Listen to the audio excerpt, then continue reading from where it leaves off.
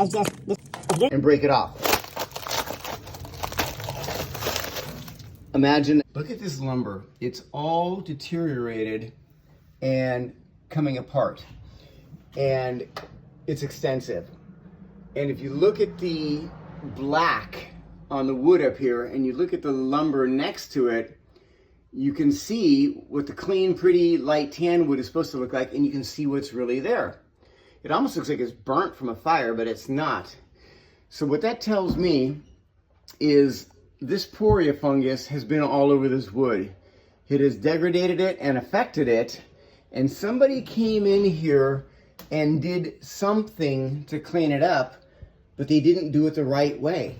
Because if they did it the right way, it wouldn't look like this. It would be all clean, fresh lumber. It wouldn't have mold on it. It wouldn't be all deteriorated.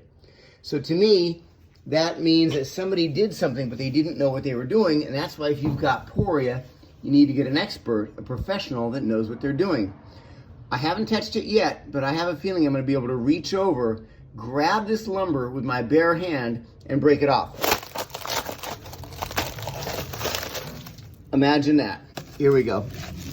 If I can grab a piece of 2x4 that sits on top of another piece of 2x4 and break it off with my hand, it's got problems. And I'm going with poria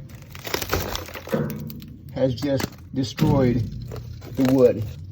So again, if you're dealing with this, don't hire your average company to come out and do mold remediation, because they won't know what they're doing.